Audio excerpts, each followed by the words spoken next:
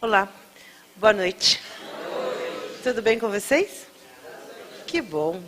É muito bom estar aqui. Obrigada, Tânia. Obrigada a todos vocês da Fraternidade Irmã Maria por mais essa oportunidade de trabalho. Afinal de contas, trabalhar para Jesus é a honra que nos compete hoje e sempre.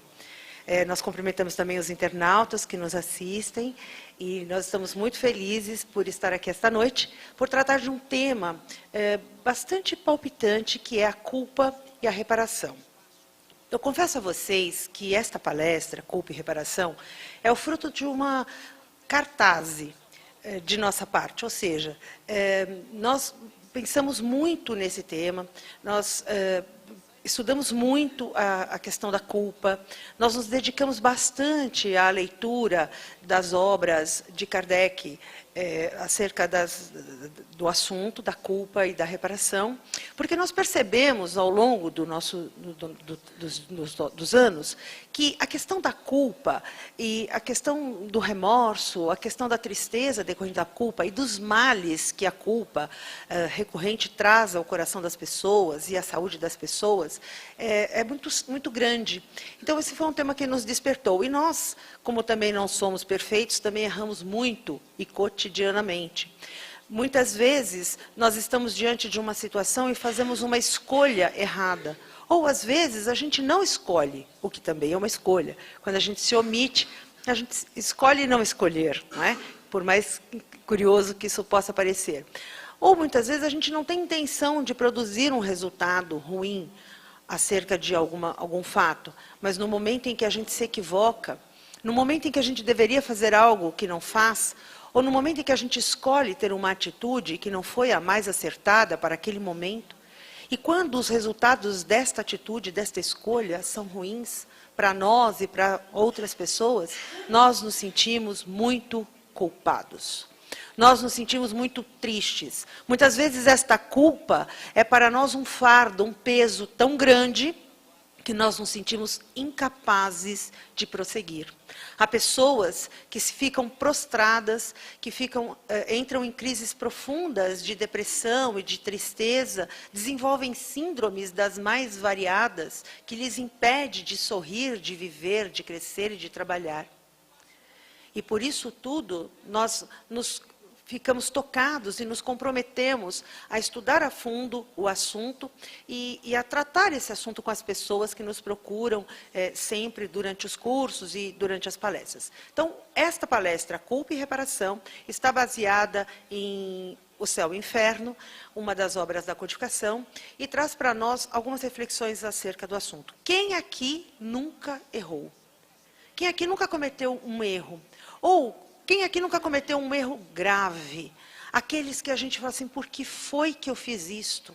Se eu não tivesse feito isto? Quando a gente se depara com a consequência do erro que cometeu, nós ficamos muitas vezes mortificados com o que fizemos. Mas nós não reencarnamos para sofrer. Nós reencarnamos para aprender. A dor é opcional. Nós não precisamos necessariamente sofrer. Nós precisamos apenas e tão somente aprender para crescer. Então, a pergunta que começa nossa reflexão desta noite é esta. Quem foi que nunca errou?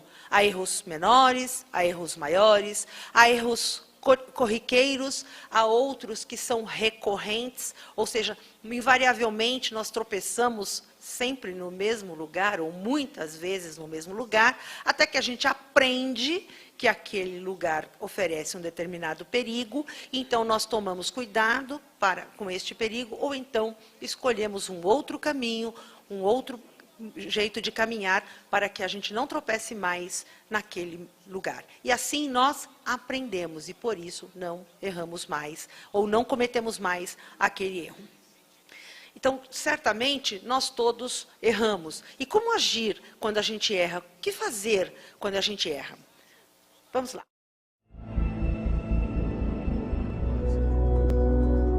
Em 7 dias, Deus criou o mundo. E em 7 segundos, eu destruí o meu.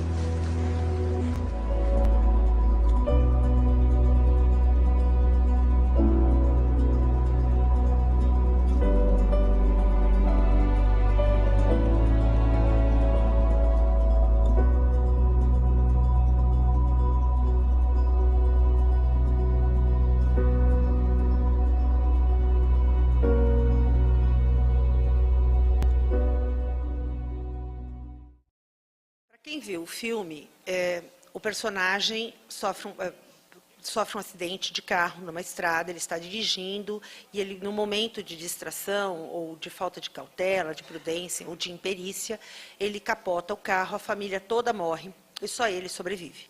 Ele fica naturalmente arrasado com o que aconteceu. E, a partir daí, depois de amargar vários dias de muita tristeza, de profunda amargura por conta do que aconteceu, ele toma uma decisão de reparar o que fez, e aí ele escolhe acudir ou atender ou ajudar 7 pessoas, ou a salvar 7 vidas. Por isso, o filme tem este nome. É claro que a decisão do personagem, isso é um filme de Hollywood, enfim, é um filme comercial, a decisão do personagem está muito equivocada pelos meios que ele escolheu para reparar o seu erro. Guardadas as devidas proporções, o que a gente gostaria de trazer aqui à reflexão é que a culpa é algo que realmente nos consome. A gente vê muito claramente na feição, aliás, o ator interpreta muitíssimo bem, a gente vê na feição dele aquela amargura, aquela tristeza, aquele fato, aquele momento em que o acidente aconteceu, não sai da cabeça dele. Ele revive aquilo várias vezes. É como acontece conosco. Quando alguma coisa nos acontece, quando a gente comete um erro e se sente muito triste, muito aborrecido, nós ficamos rebobinando essa fita, a gente fica remoendo e revivendo essa história inúmeras vezes. E todas as vezes que a gente relembra, todas as vezes a gente sofre. Todas as vezes que a gente tem uma lembrança boa, todas as vezes que nós nos lembramos de coisas boas que aconteceram na nossa infância, coisas boas que aconteceram na nossa vida de um modo geral, nós, as mulheres que temos filhos, quando nos lembramos do momento do nascimento, a primeira vez que vimos aquele rostinho lindo, ou então no momento em que nos casamos, os homens no primeiro momento que conheceram as suas esposas, enfim, a casa da avó, a comida que a avó fazia, toda vez que a gente tem uma lembrança boa, a gente imediatamente sente novamente todas aquelas emoções que acompanharam aquele momento. Então, a gente revive aquele momento. Com as lembranças ruins, a mesma coisa. Todas as vezes que temos lembranças ruins, nós sentimos aquela tristeza, aquela amargura, aquele arrependimento que trouxe, que veio junto com aquela situação. E este é o momento que está o filme, é esse momento que a gente separou para conversar aqui, para dar início à nossa conversa. Mas o fato é que, de um modo ou de outro, todos nós erramos, e muito. Alguns erram de uma maneira, outros de outra. Não há erros melhores nem erros piores. Existem erros e só. As consequências podem ser mais graves ou menos graves, porém, são erros. Todas as vezes que nós andamos em desacordo com as leis divinas e naturais, nós efetivamente erramos. Isso porque nós não somos perfeitos, nós somos perfectíveis. Ou seja, nós estamos construindo a nossa perfeição dia a dia, hora a hora, momento a momento. Quem diz que nós somos perfectíveis foi Jesus. Quando ele nos diz, vós sois deuses. Na verdade, ele não fez uma afirmação no futuro, ele fez uma afirmação no presente. Ele não disse, vós sereis deuses. O que ele disse foi, vocês farão o que eu faço e muito mais, quando ele se dirigiu aos apóstolos no momento de curar o lunático. Mas aqui ele fez esta observação no tempo presente, ou seja, vós sois deuses. Isso significa o quê? Que nós somos divinos. A divindade mora em nós, está dentro de nós. O nosso trabalho é fazer esta divindade emergir, esta divindade florescer. É preciso que nós floresçamos sem medo. É preciso que nós floresçamos sem culpa. E isto é um trabalho interno, isto é um trabalho cotidiano. Mas nós precisamos olhar no espelho todos os dias e agradecer a Deus pela oportunidade de estarmos aqui e sabermos e reconhecermos em nós, olhar nos nossos olhos e vermos que nós somos deuses. Nós temos a divindade em nós. E é esta divindade que faz com que a gente brilhe. É essa divindade que faz com que a gente aprenda. É essa divindade que nos tornará perfeitos. A culpa, portanto, indica a presença de um debate interior. Quando nós sentimos culpa, significa que esta divindade que está dentro de nós reconhece um ponto fora da curva. Reconhece uma atitude que nós tomamos, uma decisão, uma escolha que nós fizemos e que esta escolha está em desalinho, está em desacordo com a nossa divindade, com a divindade que nós somos. E, portanto, é um movimento de evolução que, se bem elaborado, pode produzir maravilhas em nós. Todas as vezes que nós nos sentimos culpados, todas as vezes que nós percebemos alguma coisa que fizemos e que não deveríamos ter feito, isto é muito positivo. Isto é muito bom para nós. É preciso que a gente reconheça que isto é muito bom. Significa que nós conseguimos fazer esse movimento interior e que isso está em desacordo com o que temos em nós. Portanto, só tem um trabalho a fazer: reparar. Nada além disso. É simples assim. Muito simples, aliás. Há pessoas que não sentem culpa? Infelizmente, sim. Minoria. São poucas as pessoas que erram e não sentem culpa pelo erro que cometeram. Às vezes não sentem num determinado momento, mas com o passar do tempo, com o passar dos anos, com o amadurecimento, percebem, olham para trás e percebem que erraram e se arrependem. Há outras que ainda não, mas o momento certo vai chegar. Isto é ainda um aprendizado a ser feito. A culpa, portanto, é um sentimento muito desconfortável, nós não negamos, certo? Mas é um sentimento muito positivo. É ruim sentir culpa, a gente se sente amargurado, mas se nós olharmos para isso com um outro olhar, o olhar divino, que nós acabamos de trazer aqui, nós vamos perceber que é muito positiva a culpa, não é negativa absolutamente. Há uma grande diferença, e é isso que é preciso estabelecer, entre complexo de culpa e consciência de culpa. O que a maioria de nós faz quando comete um erro é realmente se arrepender muito e ficar carregando o complexo de culpa. Ou seja, nós ficamos curvados ao peso do erro que cometemos, da escolha errada que fizemos, ou das consequências que o nosso erro trouxe para nós ou para as outras pessoas, sejam elas quais forem. Portanto, isto é algo que nos aniquila, é algo que nos enche de sombra, é algo que nos torna muito tristes, muito amargurados. Já a consciência de culpa é aquela situação, é aquele movimento interior que diz: nossa, eu errei muito, o meu erro foi muito grave, o que é que eu vou fazer para reparar este erro? Certo? Pensemos em alguém que nós conhecemos muito e muito profundamente, que é para nós uma figura do Evangelho muito querida, Paulo de Tarso. Paulo era um homem inteligente, um homem determinado, um homem muito persistente. Ele tinha um trabalho a fazer, ele se preparava para o trabalho que tinha que ser feito, ia lá e fazia. Ele era um homem de muito conhecimento e ele era um homem de muita ação. Paulo desenvolveu-se dentro de um conceito de que, em determinado momento, o cristianismo passou a ser, os cristãos passaram a ser uma ameaça. E, portanto, ele foi incumbido de exterminar aquele movimento que estava crescendo a cada dia. Paulo, então, assumiu aquela incumbência que lhe fora dada, e o que ele fez? Cumpriu a sua tarefa. Ele passou a perseguir os cristãos e sempre que não descansava, sempre que eles tinham indício de onde eles estavam ou do que estavam fazendo, ele partia em direção a eles para poder exterminá-los. Esse era o seu conceito, era o seu trabalho. Esta era a sua verdade. Para Paulo, durante muitos anos, esta foi a verdade que ele acreditou, que ele defendeu e pela qual ele lutou. Em determinado momento, ele tinha uma incumbência de prender Ananias, que era um cristão muito influente. E ele perseguia Ananias há muito tempo.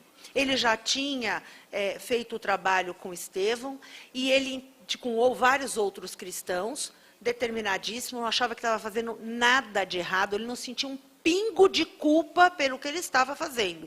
Até porque ele sentia, ele sabia, ele tinha certeza absoluta que aquilo estava certo. Como dissemos antes, esta era a verdade de Paulo. Os cristãos eram nocivos, eram uma ameaça e, portanto, eles tinham que ser exterminados. O cristianismo tinha que ser banido enquanto estava latente. Em determinado momento, ele foi incumbido de capturar Ananias, porque Ananias era, como dissemos, um cristão bastante influente. Procurou Ananias e descobriu que Ananias estava escondido em Damasco. Ele não teve dúvida, atrelou os cavalos, chamou alguns ajudantes e saiu pela estrada até Damasco. Às portas de Damasco, ele foi surpreendido com a visita amorosa de Jesus. Até porque Paulo era um espírito preparado para trabalhar na Boa Nova. Ele já veio com esta incumbência e, portanto, era preciso que ele florescesse, mas ele não estava conseguindo florescer sozinho. Cristo apareceu, Jesus apareceu a ele e disse: Saulo, Saulo, por que me persegues? Saulo imediatamente pôs-se de joelhos e, num mesmo instante, o divino dentro dele, a divindade dentro dele brilhou. Ele reconheceu em Jesus o Espírito elevado, o seu modelo, o seu guia. E ele imediatamente disse a Jesus: Senhor, o que queres que eu faça? Vejam que em nenhum momento nós não temos notícia de que Paulo tenha dito: ó Jesus, o que você não mereço, por que o Senhor apareceu para mim? Eu sou a pessoa pior do mundo, veja quantos cristãos eu matei, veja quantos cristãos eu persigo, eu não mereço isso. Jesus, ele não disse absolutamente nada. O que ele disse a Jesus? Senhor, o que queres que eu faça? Jesus, então, recomenda a ele que entre em Damasco, procure Ananias e que, encontrando Ananias, se aconselhe com ele. E foi exatamente o que Paulo fez. Aliás, já era o que Paulo estava a caminho de fazer, só que agora ele procuraria Ananias e encontraria Ananias com outro objetivo. Ele estaria com Ananias por outra razão. Paulo ficou cego diante da luz e diante da situação em que ele viveu, contam aí os evangelhos, e foi Ananias que o curou desta cegueira passageira e tudo mais. Mas veja, em seguida, esse encontro com Jesus, Paulo entra em Damasco e encontra Ananias. Ao encontrar Ananias, ele se interage com tudo o que aconteceu com Jesus. Ele tem tudo o que aconteceu, de qual foi a história de Jesus, como foi que Jesus viveu, de que modo Jesus procedeu e o que Jesus esperava dele, o que Jesus esperava dos cristãos, o que era o cristianismo. Imediatamente, depois de conhecer toda esta história, depois de se apoderar de toda esta verdade, Paulo se retirou para o deserto e lá ele permaneceu pensando e planejando como é que ele ia fazer para reparar os seus erros. Paulo não tinha noção de que tinha errado? Claro que tinha. Paulo era um homem inteligente, um homem muito culto, um homem de muita clareza de pensamento. E como dissemos, determinado. E a mesma determinação que Paulo tinha para perseguir os cristãos, Paulo teve a mesma determinação para espalhar a Boa Nova. Paulo teve a mesma disposição, Paulo teve a mesma persistência que tinha ao executar o seu trabalho de perseguir os cristãos. Eu vivo trocando judeus por cristãos, vocês me desculpem, por favor. Né? Mas ele usou a mesma determinação para o quê?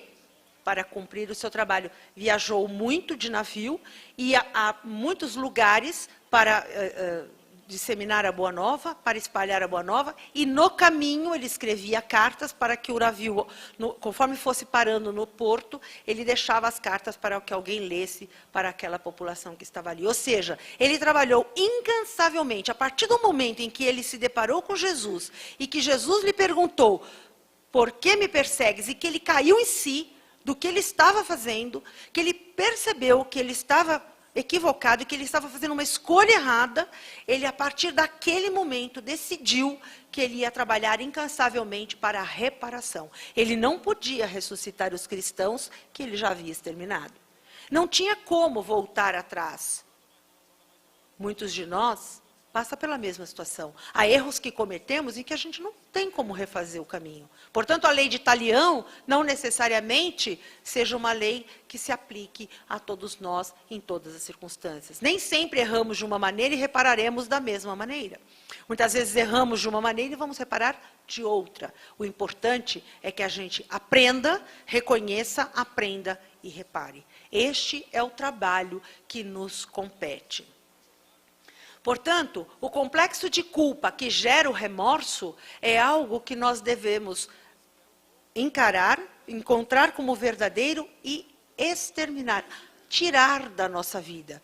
Encarar como uma realidade que existe, nós sentimos remorso, mas diante desse sofrimento, deste sentimento de remorso, esse sentimento que nos prende, esse sentimento que nos deixa absolutamente imóveis, paralisados, isto de nada adianta. Não adianta absolutamente nada. É preciso ter a consciência da culpa e partir para a reparação. De que jeito? Do jeito que for possível.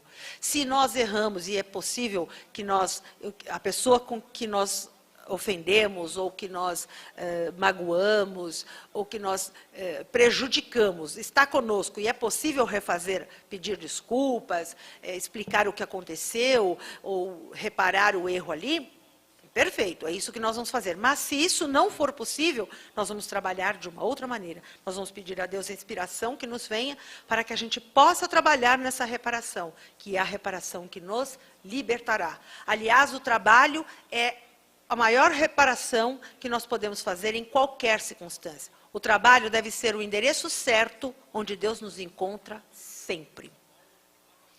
Portanto, remorso que paralisa é um remorso reativo. A reparação que resolve é proativa.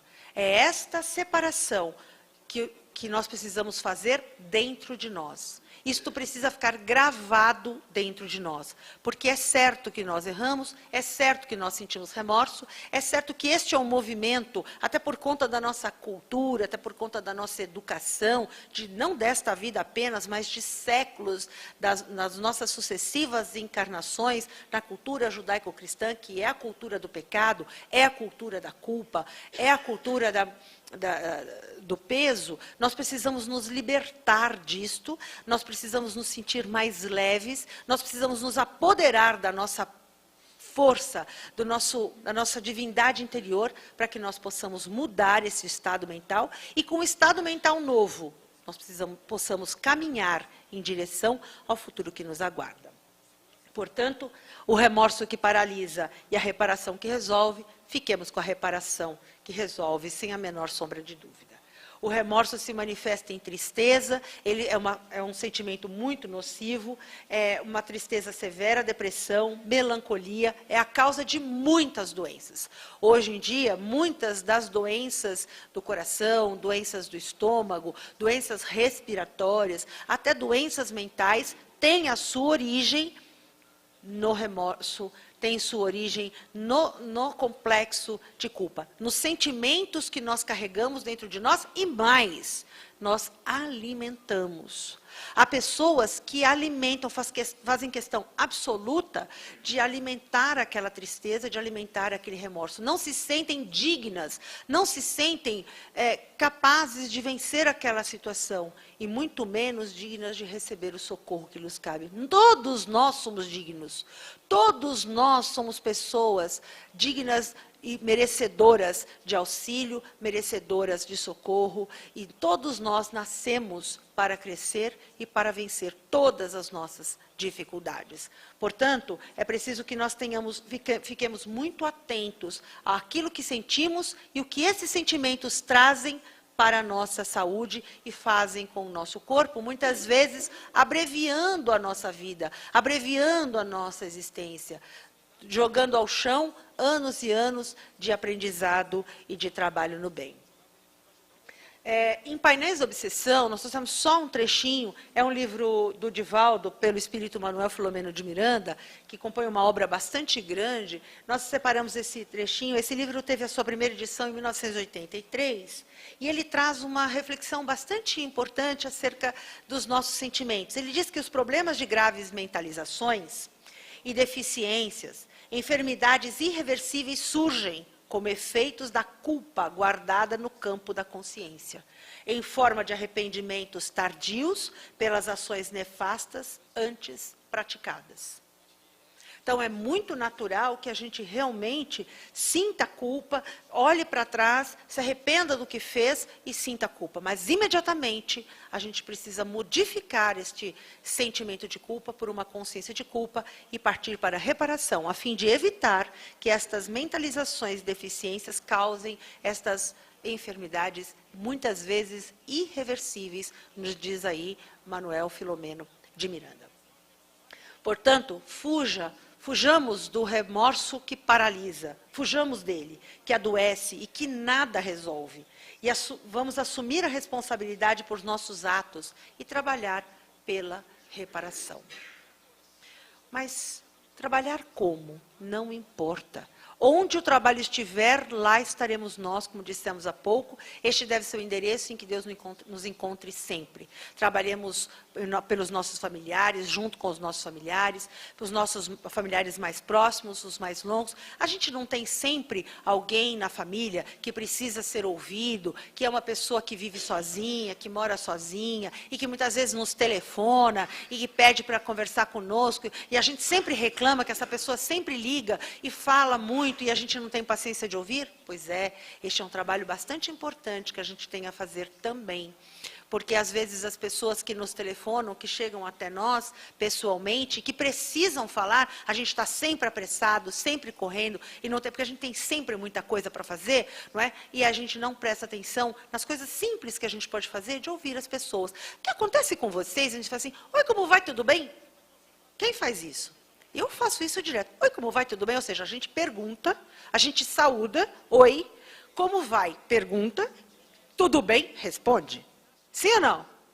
Oi, como vai, tudo bem? Não, é só oi, como vai? Espera a pessoa responder. Ah, eu vou bem. Hoje eu não estou muito bem. Por que você não está bem? Posso te ajudar em alguma coisa? Quer conversar um pouco? Não, imagina, a gente não pergunta isso, porque vai que a pessoa diz que quer conversar. E a gente está atrasado. Não é? A gente não quer perder muito tempo ali. Então, por isso, nós estamos ligados no piloto automático, nós cumprimentamos, saudamos, cumprimentamos, perguntamos e respondemos, e andando. Não é? A gente vai andando. Oi, como vai? Tudo bem? E assim nós vamos andando. O que, na verdade, é algo que a gente precisa repensar. Então, quando a gente encontrar a pessoa, a partir de agora, que você encontrar alguém que você conhece, ou conhece de vista, ou conhece profundamente, pergunte, olá, como vai? E espera a resposta. E aí, se a pessoa disser, tudo bem, que bom, vamos saber que você está bem. Gostei de vê-lo, ou de vê-la. Até logo. Pronto. Não, eu não estou muito bem. Mas o que aconteceu? Quer conversar um pouquinho? Eu não tenho muito tempo, mas a gente pode conversar um pouquinho. Ah, eu não acordei muito bem. Enfim, e ouça a pessoa. Uma palavrinha de carinho, uma palavrinha de afeto. Nós somos todos muito carentes de atenção. Nós somos todos muito carentes de afeto. As mídias sociais estão aí para provar isto. Todos nós, são inúmeras as postagens que nós vemos em toda parte, de pessoas que querem ser vistas, querem ser percebidas. Elas querem pertencer a um mundo ainda que ele seja virtual. Então, é preciso que a gente enxergue quem está ali do nosso lado e ouça, efetivamente, quem está ali do nosso lado. Este é um trabalho, por exemplo. Este é um trabalho para a reparação das nossas faltas, dos nossos erros e dos nossos equívocos. Nós aprendemos com ele e trabalhamos. E outros tantos existem para que a gente possa fazer. Na casa espírita, na nossa casa, sempre existe alguém onde moramos que precisa de uma ajuda de um modo ou de outro. Né? A gente, muitas vezes, hoje em dia, nem quer saber muito dos vizinhos, porque vai que ele pede algum favor, e aí a gente tem que, né, ser gentil. Então, a gente procura entrar depressa, sair correndo, e assim a gente não é abordado pelo vizinho. A gente nem pergunta se ele precisa de ajuda, porque se ele disser que precisa, a gente vai precisar ajudar, senão fica feio. Então, é assim que a gente deve repensar as nossas atitudes. No relacionamento, na convivência, está a grande oportunidade do homem encarnado evoluir. É na convivência. Não existe outra maneira de evoluir encarnado que não seja pela convivência saudável com o outro. É por isso que nós encarnamos. Espírito desencarnado evolui? Claro que evolui, mas muito mais lentamente, quando está na erraticidade, muito mais lentamente, dizem-nos os Espíritos em O Livro dos Espíritos, do que quando encarnado. Por que as filas da reencarnação são imensas? Porque todos querem encarnar, se preparam para a reencarnação sempre. Porque encarnados nós evoluímos mais e mais rápido. Por quê? Porque convivemos. Porque temos que enfrentar estes desafios. E é assim que nós ficamos cada vez melhores. Então, aproveitemos. Nós estamos encarnados, nós temos convivência com várias pessoas, familiares, nós temos convivências profissionais e temos convivências sociais. Aproveitemos esta convivência o máximo que a gente puder, para que a gente possa evoluir e para que a gente possa ser divino mais depressa.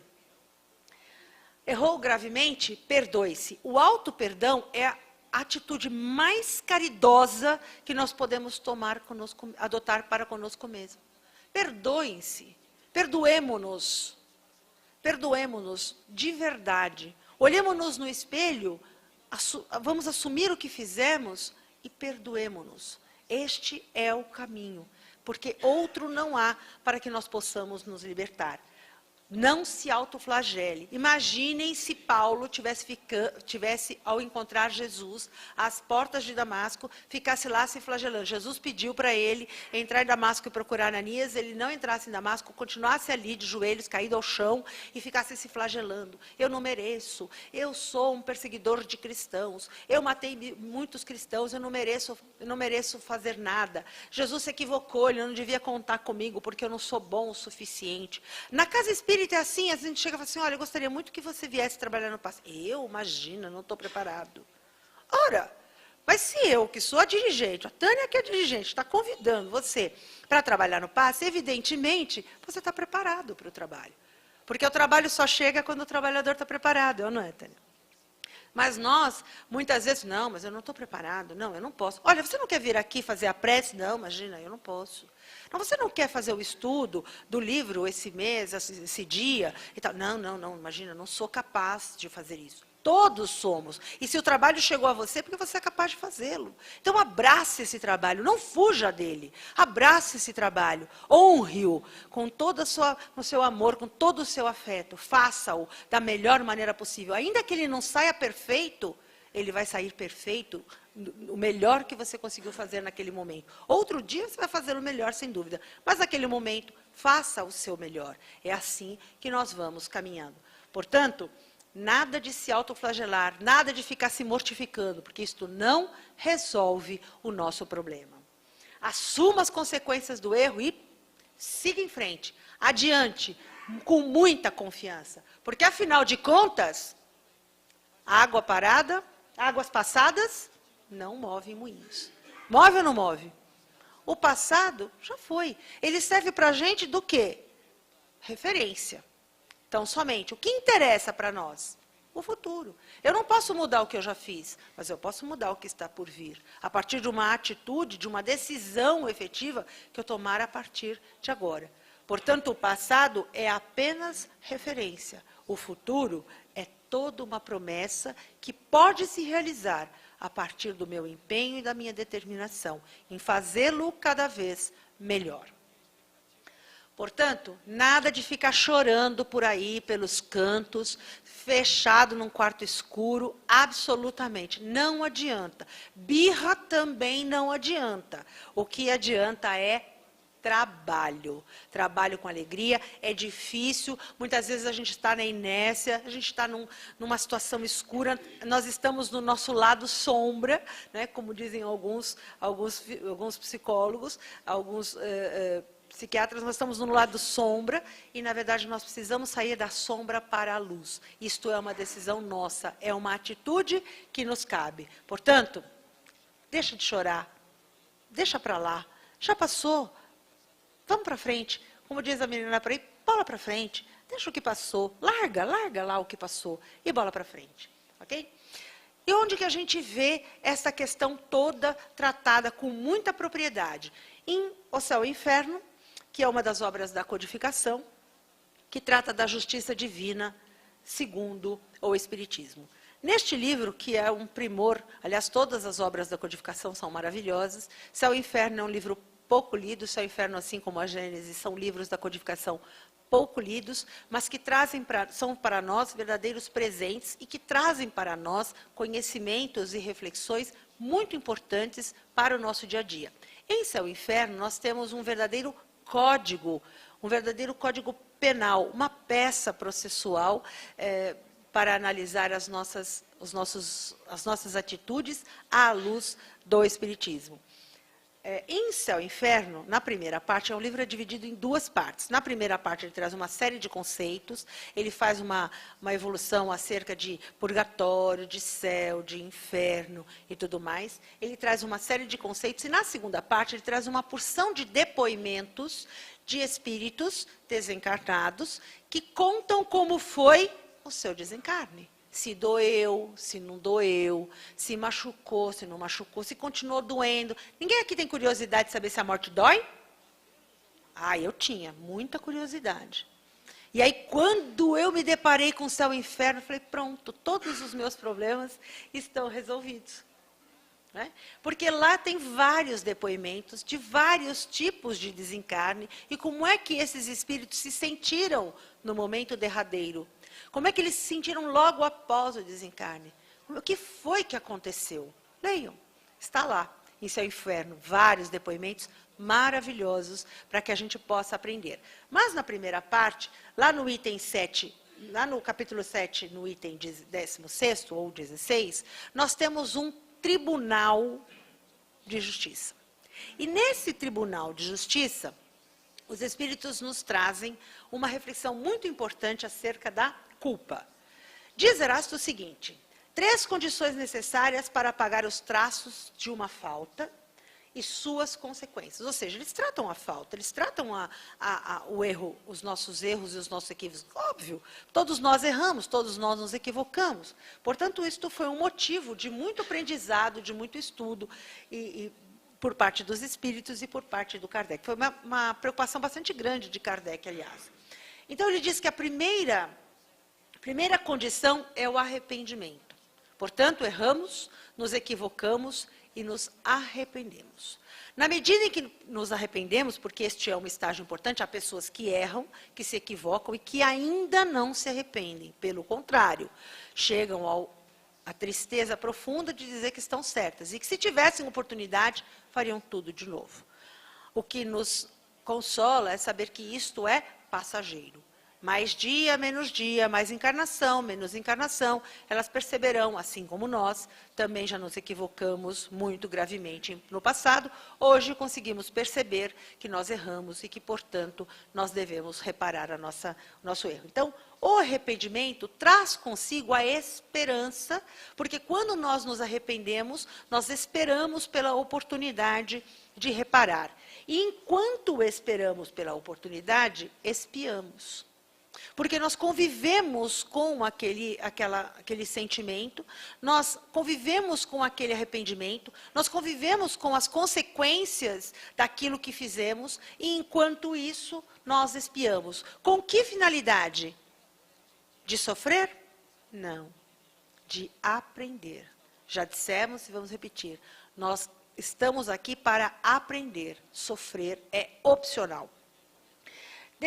Durante a expiação, nós pensamos na reparação. E quando finalmente reparamos, então nós estamos libertos. Nós apagamos completamente os traços da nossa falta e de todas as suas consequências.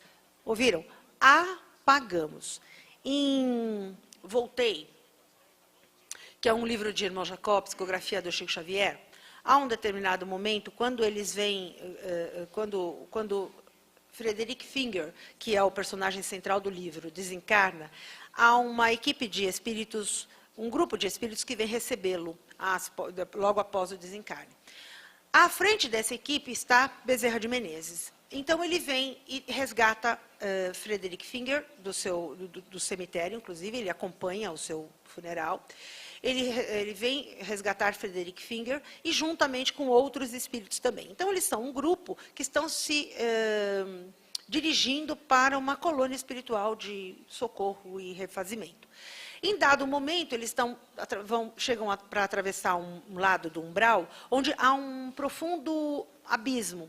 E eles têm, para atravessar esse abismo, é preciso que uma ponte se materialize. Então, eles fazem uma prece, eles param na beira desse abismo. Leram Voltei, de Irmão Jacó?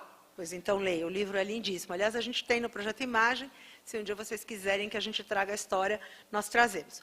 Enfim, em dado momento, eles precisam atravessar esse abismo e essa ponte precisa se materializar. Só que ela só se materializa a partir do trabalho efetivo da espiritualidade que age ali, espiritualidade maior que age ali. Então, é preciso que eles se conectem com essa espiritualidade. Eles se reúnem, fazem uma prece, Bezerra conduz esta prece e, imediatamente, esta ponte, como que num passe de mágica, esta ponte se materializa para que eles possam atravessar este grande abismo na espiritualidade. Quando eles começam a atravessar, um dos espíritos desencarnados, que está sendo conduzido por Bezerra junto com os demais, para e diz, eu não posso atravessar esta ponte, eu não sou digno de atravessar esta ponte. E Bezerra pergunta para ele, mas por que você não se acha digno de atravessar esta ponte? Ele diz, porque eu errei muito gravemente na minha última encarnação, eu cometi um erro muito grave, eu fui um assassino, eu tirei a vida de uma pessoa, portanto, eu não sou digno de passar. Se eu passar por esta ponte, ela não vai resistir. E eu vou cair, eu vou sucumbir. E junto comigo levam quem estiver perto. Bezerra, então, tem uma conversa com ele mais ou menos assim. Você cometeu um erro, você cumpriu pena, você foi julgado e condenado pelo erro que você cometeu? Sim, eu fui. Pela justiça dos homens, eu fui. E pelo tribunal da sua consciência também? Sim, muito. Eu me arrependo muito pelo que fiz. Foi um ato impensado, foi um desatino que eu cometi. E você se arrependeu? Muito. Trabalhei incansavelmente quando saí da prisão, trabalhei incansavelmente para sustentar a família da pessoa que eu tirei a vida. Então, não existe mais falta alguma que pese sobre os seus ombros, e muito menos que deva tisnar a sua consciência. Os traços da falta cometida desapareceram. Pode atravessar a ponte sossegado, porque você é, sim, digno dela. Portanto, fica aí uma reflexão importante acerca da culpa. Não há dano irreparável. Não há erro que nós possamos cometer que seja irreparável. Nenhum é irreparável, desde que a gente se conscientize dele e trabalhe. Portanto, arrependimento, expiação e reparação. Estas as 3 condições necessárias para apagar a falta e as suas consequências, dizem-nos os Espíritos. A esperança, portanto, é um sentimento que sustenta as nossas ações na realização da reparação. Nós temos aquela esperança de reparar, de fazer o melhor. É a força que nos sustenta enquanto expiamos. E os pensamentos positivos e as virtudes, assim como a esperança, são o que nós devemos cultivar sempre na nossa mente para mantê-la sempre refrigerada, sempre iluminada, a fim de que nós possamos, de verdade, tomar uma decisão e reparar os nossos erros. Otimismo, bondade, amor, paz, esperança, fé, perdão e alegria são estrelas de luz que vão enfeitar a nossa alma durante o período em que nós estivermos reparando os nossos erros. E durante esse período de expiação, se a força nos faltar, se nós não sentirmos a nossa vontade adoecer, existe sempre um remédio infalível, que é o Evangelho. No Evangelho, nós vamos encontrar a força que nos sustentará e nós vamos encontrar também uma bússola segura, uma bússola apontando o norte da luz. Okay? O Evangelho é para nós a luz no fim do túnel, porque quando nós nos sentimos pequenos, e o remorso tem esta característica, faz com que a gente se sinta pequeno. Ele apequena a nossa alma, ele apequena o nosso coração, e nós nos sentimos no escuro. O Evangelho é sempre a luz no final do túnel. Não dispensemos, portanto, esse amigo tão querido, esta bússola tão preciosa na nossa vida e na nossa jornada. E aí a gente negocia com a nossa consciência. Nós conversamos com a nossa consciência e negocia com ela uma solução conciliadora para aquilo que aconteceu, que nos salve da culpa e nos mantenha no caminho da reparação. Todas as vezes que a vontade fraquejar, todas as vezes que o nosso passo falsear, a gente se socorre do Evangelho, negocia com a consciência uma solução que nos permita seguir adiante até o fim, cumprindo tudo aquilo que nós nos propusemos a fazer. O perdão, portanto, não é uma graça, como durante tantos séculos nós fomos levados a crer. O perdão é uma conquista. De quem? Nossa. O perdão é uma conquista nossa. Nós conquistamos o perdão, o auto-perdão e o perdão divino. Deus não concede a graça do perdão a ninguém, não precisa. Nós mesmos o conquistamos. Portanto, ele é uma porta do nada para o tudo.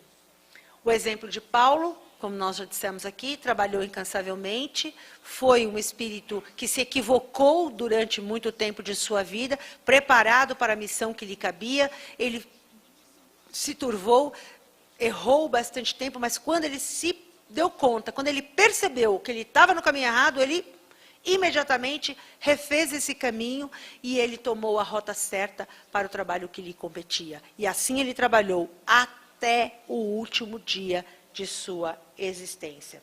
Outro exemplo, o de Madalena, uma mulher também muito equivocada, enquanto estava, antes de conhecer Jesus, tinha uma vida de absoluta leviandade, era uma mulher muito bonita, de muitas posses, tinha muitos amores e concedia muitos favores.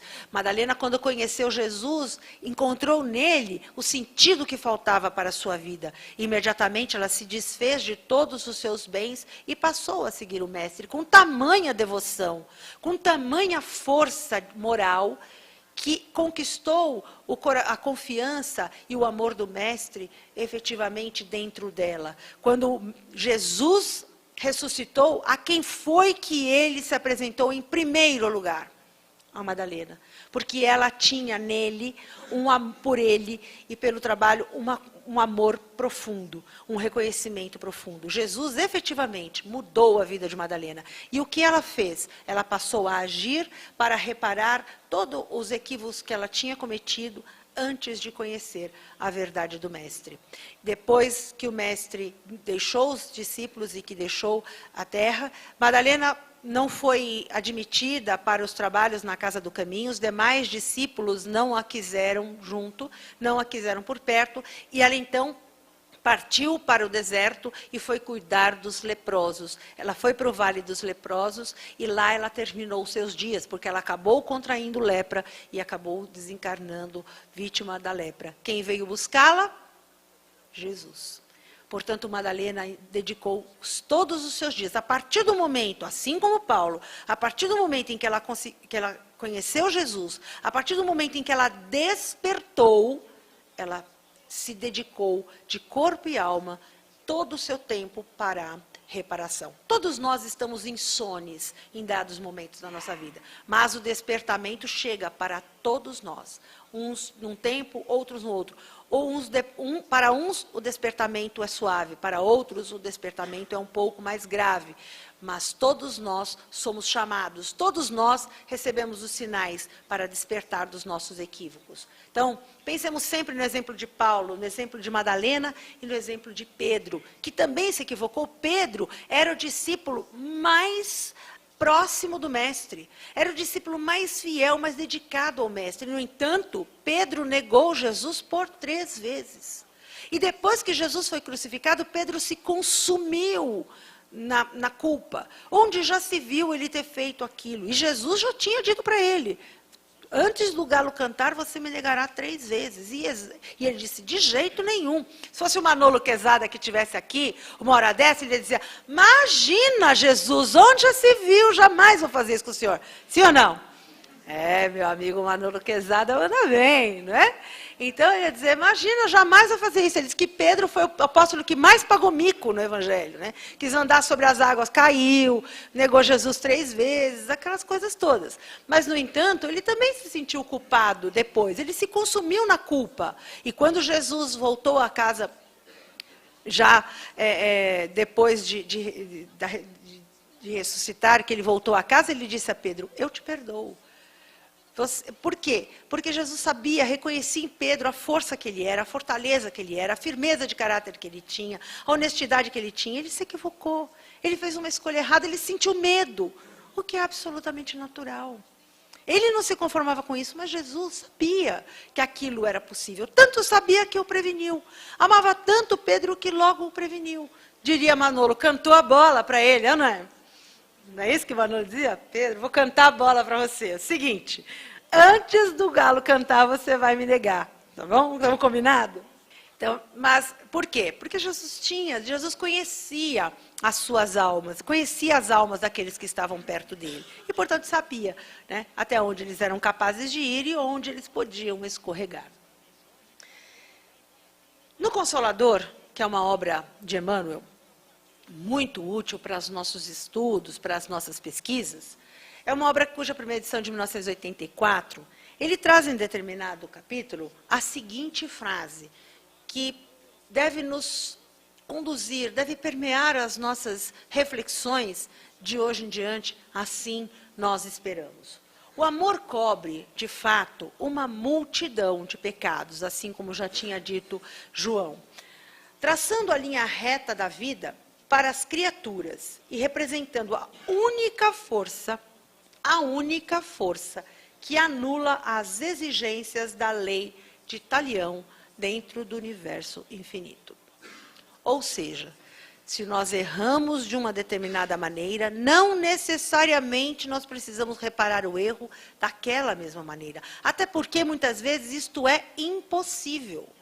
Às vezes nós prejudicamos alguém, como já aconteceu conosco, fizemos escolhas erradas, praticamos um ato impensado. Quantas vezes isso não acontece? Quantos acidentes de trânsito, quantas discussões, quantas brigas, quantas ofensas, quantas amizades desfeitas por conta de atos impensados.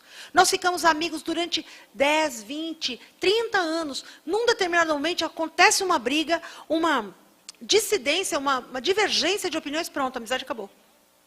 Veja como nós apequenamos muitas coisas que acontecem à nossa volta. Por quê? Porque nós fazemos escolhas erradas. Mas aí, muitas vezes essa pessoa ou desencana, ou toma outro rumo, toma outro caminho, e a gente nunca mais encontra. A gente até procura, mas não encontra. Então, não necessariamente nós vamos conseguir reparar aquele equívoco com aquela pessoa. Nós podemos reparar através do amor, que cobre uma multidão de pecados, nós podemos traçar uma outra linha, um outro plano de ação, para que a gente possa realmente reparar a nossa falta e seguir adiante.